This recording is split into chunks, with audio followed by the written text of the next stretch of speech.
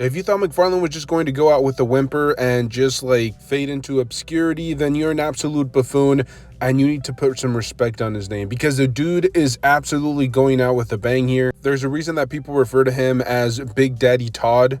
Nobody refers to him as that. I thought I heard somebody call him that. Anyways, all jokes aside, in today's video, I thought that we would actually dive into some of the newer reveals and just talk about how McFarlane is not going to just fade away. Like, he's actually going to give you some heavy hitters right before he starts to lose the license. And again, this isn't 100% confirmed, but we're reading the tea leaves here. It appears that Mattel will be taking over the DC rights as a whole. Like, most of the collectibles are going to be made by them, and that just leaves McFarlane kind of out on a limb. Now, we have seen him reveal some great collectibles, whether it was a Mortal Kombat line, whether it's TMNT now. There are some other figures or some other sublines that McFarlane plans on working in the foreseeable future. So he's definitely not just going to be left out in the cold. He's going to rebuild and give us some great figures in the coming years. But as of the moment of this recording, we do have confirmation on a few figures that I think look absolutely phenomenal. The two that jump out at me the most has to be the Jim Gordon, the Commissioner Gordon action figure, as well as Harvey Dent's Two-Face. Both of them are supposed to be based on some sort of comic book appearance, as far as I'm concerned, which is really cool. We do have, at least for Two-Face, we do have like two different versions, but they're based on very specific source material, whereas in this, feels kind of like it could fit into any real display, whether it's like a classic display or a rebirth era. It really doesn't matter. It looks like Two-Face. I absolutely love this figure. And don't even get me started on the Jim Gordon figure, because I've said this for many years. Releasing a figure like this is very risky because we don't know. Now, personally, I do feel like it's going to sell very well, but this is one of those kind of like C-list characters that not everybody wants in their display, only hardcore fans, including myself. These are both figures that I'm going to pick up, but the Gordon figure veers closer to kind of like a little bit of a cult following, and so I'm not sure if like it's going to appeal to a major audience. As I said, from my prediction, or what I think is going to happen, I think it'll sell incredibly well, but I think there is a huge risk attached to that character. It's the same thing with female characters. We see them often hitting clearance sections, aside from like Wonder Woman and a few other characters that have sold out immediately. But for the most part, female characters just don't sell very well for McFarlane, and neither do these like C-list characters. But here McFarlane is taking a huge risk just for the sake of giving the consumer, giving his fan base something to remember him by, because I do feel like he's trying to make sure that he doesn't just like fade into obscurity and people forget about his name. He wants people to remember how good the DC multiverse was under his wings, even if there were some slip-ups here and there, and I criticized him many times before, but these are two great examples of how good he can be with the DC multiverse line. And if that doesn't impress you enough, what about this new Superman that he announced is supposed to be a part of that new digital wave? And I mean, what can I say about the figure? It looks like your prototypical version of Superman. His color palette here is incredibly bright, but that's exactly what we expect from a classic style Superman.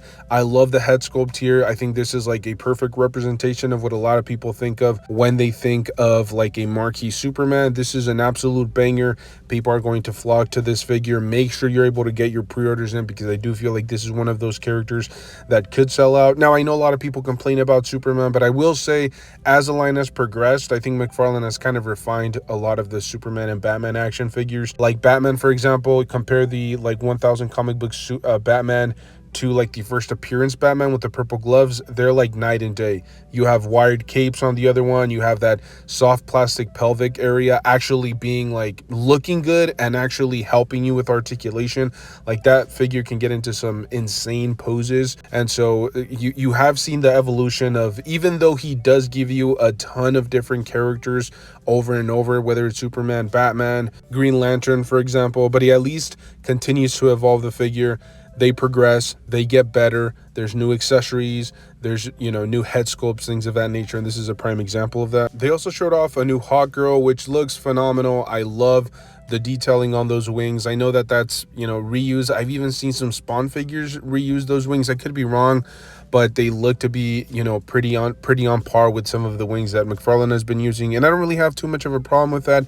If the wings make sense on multiple different figures, even if it's not like 100% accurate to the source material, if they port onto each other pretty well, I think that's good enough. She does come with some extra accessories, extra weaponry, which is really cool, and it is included in the collector's edition line, so it will be that $30 price point. But I will say it makes sense at that $30 price point, because we have received winged characters back in the day, whether it's the Batman Who Laughs or that Spawn, was it the Redeemer action figure, or so on and so forth. Every time we got a winged character, I think even Hawkman, the live action Hawkman, also came with wings, and they came at that regular $20 base price. So I'm okay with this being a $30 price point. It's a female character. The chances of this one not selling too well, I think, are pretty strong, but it is a new character. It is something that people need in their displays, and as I said, McFarlane hitting us with bangers. This is just another prime example of that. Now, there were a few other figures that were showcased at the New York convention, however, or the New York Toy Fair. However, most of them were just like alternate color schemes on already existing figures, or they were like exclusive to some store with, you know, a different color palette on a figure or body mold that we'd already seen. But one of the most exciting figures, at least in my personal opinion, had to be the Supergirl action figure, which is supposed to be based on that Woman of Tomorrow comic book cover. And I will say the face doesn't necessarily look as accurate as I wished it did to the comic book. I don't know what it is about the figure. I get it. They're trying to, you know, render an action figure, or I should say a comic book in action figure form. So it's never going to be like a perfect representation, but the action figure does appear, or does make Supergirl appear a little bit older than she does in the comic book cover. However, I absolutely love the hair. I love the way that it's molded. There's, you know, a little bit of intricate paint work there. There are different shades to the hair. There's a lot going on here. There's action in the hair, which is something that I think is absolutely brilliant from McFarlane. You're also getting the beautiful wired capes, which, you know, I'm not really going to get too deep into, but I absolutely love the fact that McFarlane is doing wired capes only like 2 to 3 years, or I should say, what, this is the 4th year of him having the DC Multiverse line. I absolutely love this figure. Now, there is a slight possibility that they downgrade the actual figure that they released. This could just be a prototype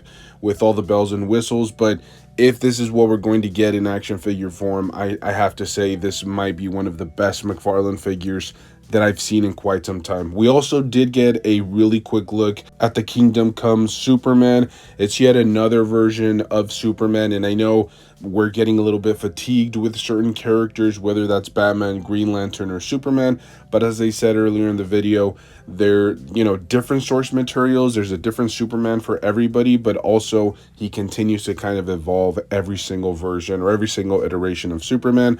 So if Kingdom Come is like your prototypical version of Superman, you can now pick up, or you should be able to pick this figure up within the next few months once pre-orders hit. So I just wanted to recap a little bit of, at least in my personal opinion, what some of these heavy hitters are that McFarlane is working on. Some of these should be going up for pre-order within the next few months, but I just have to commend him. You know, any other creator, I should say, any other manufacturer that knew that they were losing the line, that knew that, hey, like, this is my last year, these are my last few months of like actually being in production, because I'm assuming that most of these were already scheduled at the factories. Like, I don't think that he's necessarily working on anything new.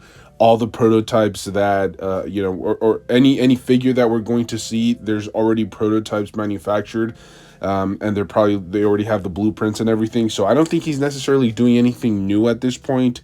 Just everything that was scheduled is now being released. So I think he could have easily coasted. He could have just gone for the cheaper mode and just like re-released or reused the heck out of every single body mold that he already has, and then do alternate color schemes, which, by the way, he is doing with some figures here and there. But for him to go out of his way, give us a Two-Face, comic book accurate Two-Face, a Gordon, a Supergirl that is based on one of the most iconic comic book covers, and we know that James Gunn actually already said that his Supergirl film is going to be based on that particular comic book. I think that's a really cool nod from McFarlane. He's still trying to give us some quality collectibles, and I have to commend him for that, because I don't think that other manufacturers would necessarily do that. I think he's going to go out with his head held up high.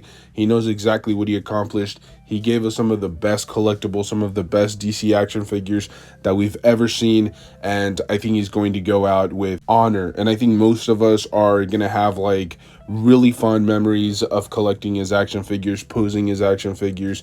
As I said, I don't think the DC multiverse or just DC collectibles from McFarlane in general were perfect. He did slip up from time to time, but when he was on his game, he released some of the best action figures that I don't even think Mattel, and you know, at their best would be able to match. Mattel maybe was a little bit more consistent, but when McFarlane was, you know, playing the right way, he manufactured some absolute bangers. And hopefully, I'm hoping that at least people remember this last year fondly, and at least they give him credit for what it is that he's doing. I will say big shout out to Toy Shiz and all those great content creators that were there at the actual show. So I will put a link in the description to all of the original videos.